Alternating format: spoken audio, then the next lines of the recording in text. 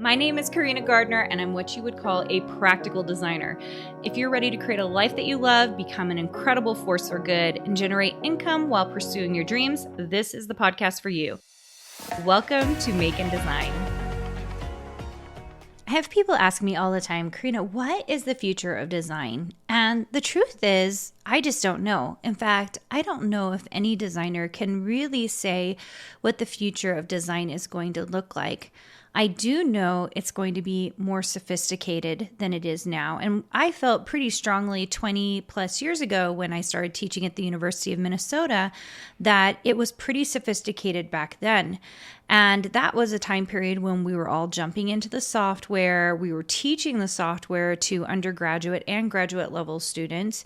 And it was just a really different time period.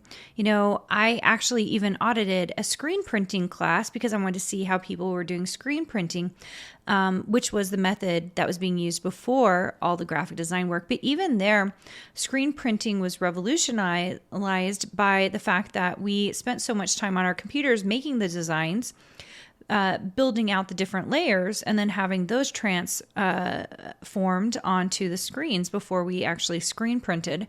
And so I want to talk to you about the thing that I think that is the most apparent right now, and that is AI. How many of you have actually gone in and played with Adobe Firefly? That's the one I've been playing with. There's another one called Midjourney that I think a lot of people have been playing with. And we're going to see what that race looks like as people are using AI. Let me tell you why I think it's going to shape everything. And those of you who are using Affinity, which there's nothing wrong with Affinity, just be aware that some of these AI things are not showing up in Affinity yet. I think they'll eventually also show up. But Adobe is really doing some interesting things with their software and making it integrate directly into the software. So Firefly is great, and I do think people will continue to use Firefly. But what I am finding is as we are teaching software, we're teaching the new Illustrator, we're teaching this year's Photoshop, that you're going to see directly in there. There's a new tool called the contextual bar tool. I believe that's what it's called. Now I have to pull up AI and take a look at it. I have to look for it every time, you guys, because it's so new and I'm not used to using it yet, right? Like that's the interesting thing about all of these new technologies. We're all learning it together as we go. Let's see. It's called Window. You go into Window and you go to, it's in a different place on Illustrator. There it is. Yep. It's under Window. It's called the contextual task bar is what it's called. And then I know that I believe it's under Window or View on Photoshop, and it's called the same thing. Basically, it's a small new bar that shows up as you're designing directly underneath everything you're working on. And you're going to start seeing, and I've been seeing it, a generate AI beta directly in it. So people are going to start using AI directly in the software. Right now, a lot of people who are using it are working directly in Firefly or Midjourney. But what you're going to see is designers using the AI generation tools directly in the software. Not only that, but AI now has a really fantastic color feature that we've been teaching that allows you to look up new and interesting color blending tools to choose colors for you. So I don't think there's a great excuse for having terrible colors altogether, because AI actually will help you choose colors to make sure that they all work together. I even chose, we have a little mini class in Design Suite called Smart Designers Use AI. And I chose a terrible palette, like on purpose, like fluorescent, oversaturated. And I had AI rework it based on some keywords that I put in. And I mean, it wasn't half bad. I was pretty impressed from such an ugly palette, how they were able to turn it into a much more palatable palette, which is pretty awesome. So I think that there are some things that we should definitely be thinking about when it comes to software and the future of design. And in terms of actual trends, people are always like, what's going to trend next? We never know. I remember when The unicorn that was like face forward with the eyes and the horn was really hot. How about cacti? When you start seeing it on fashion prints, you start seeing it on home decor, then you start seeing it in the crafting industry. I just don't know what's going to be next. And a lot of that has to do with the fact that so much of what we're seeing right now is industry specific. So you'll see something come out, for example, in fashion, and then it will pretty quickly hit the markets that are around it if it's something that will matter to those markets, like we saw with the cactus in particular. I think there are things that will always be popular. For example, florals, geometrics, always very popular. I think there are things that will start popping up as trends, but I also think you're going to see those things go away very quickly as well. It's very interesting. What I'm seeing right now happening in the marketplace is so different than what I'm seeing or what I was seeing even 5 years ago. So let me tell you the difference. When I first joined the industry, probably 20 something years ago, what we would see is like something would maybe happen on the East Coast, especially during like Fashion Week, so it's happening on the East Coast. And you'll see a lot of like, especially the furniture markets and the gift markets are in Atlanta and North Carolina. And then New York is a place for, all the fashion stuff. And so you'd see all these things hit on the East Coast, and it would take about 2 years for things to so slowly migrate over to the West Coast. So there would be kind of a delay.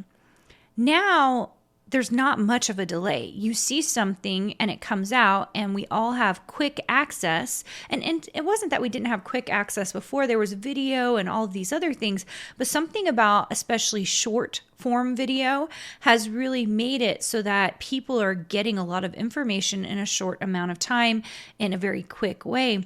And so things that we wouldn't have known about at Fashion Week or cared about even for a couple of years or a year or so are now popping up in our general markets really quickly.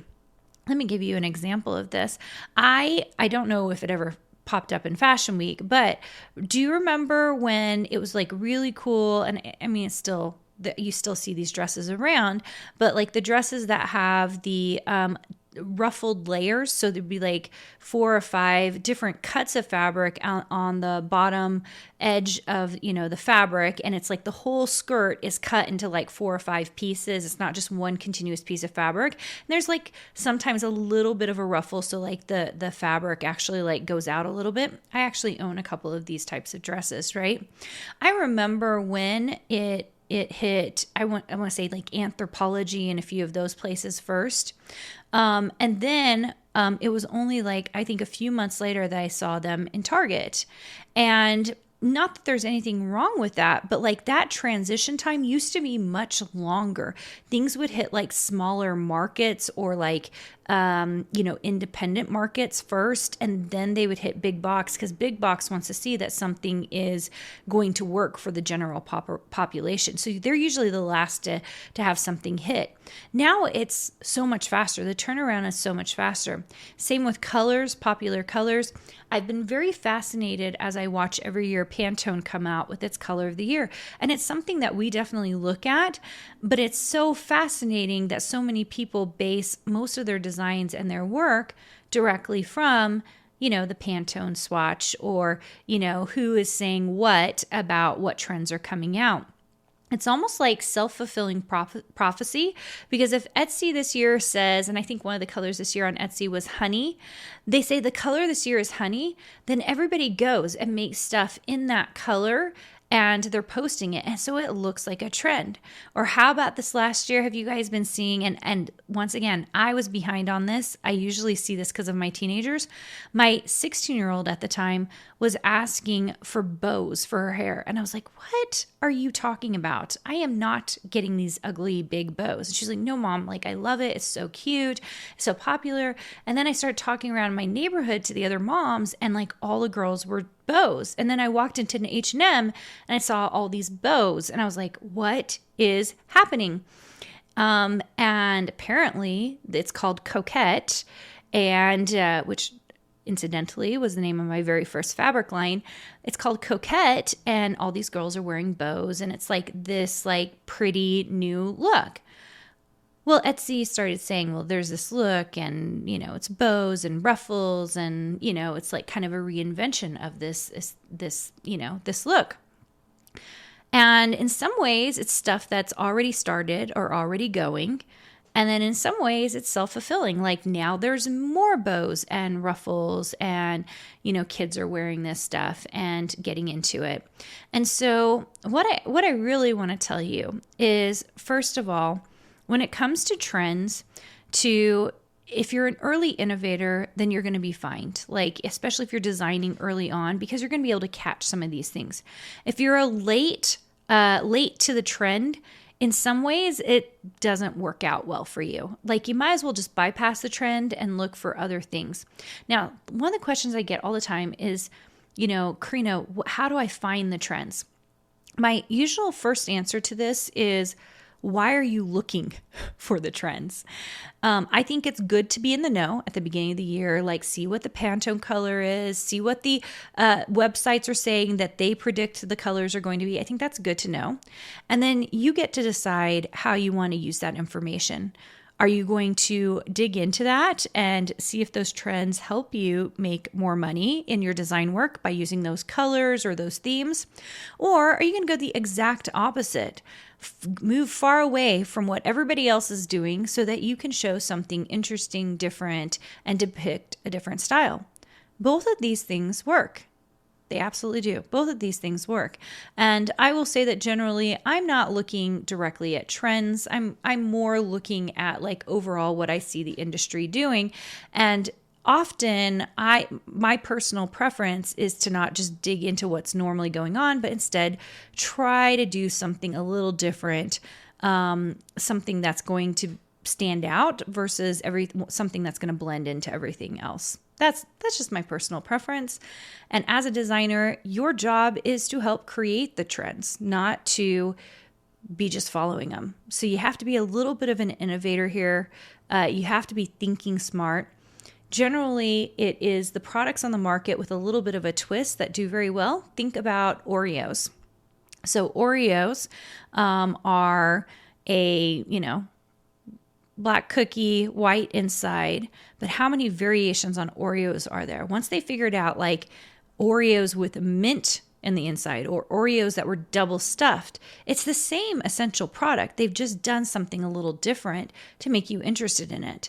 In a lot of ways, design work works the same way. If you see something out there, but you can put a twist or a spin on it that's your own, then you've done something very interesting. Then you are going to be able to like get some market attention, which is what you're really trying to do. All right. I hope this helped a little. The trends, it's going to be interesting to see, you guys. If you're not paying attention, if you're not doing the most up-to-date things in the Adobe software right now, or in any of the AI software, I would really encourage you to go check these things out. It's going to make a big difference in the industry. I also think it's going to make a more sophisticated designer. And that's what I want you to be. It's still going to be creation. It's still a lot of work. Design is not going away. If anything, we're looking for smarter, more savvy designers in the market, because those are the ones that companies want to hire. Those are the ones that are creating really great businesses. And I hope that's you. Did you know you have access to more free design content, die cut files, and sewing patterns? Join our exclusive VIP group for free by going to designsuitecourses.com/free.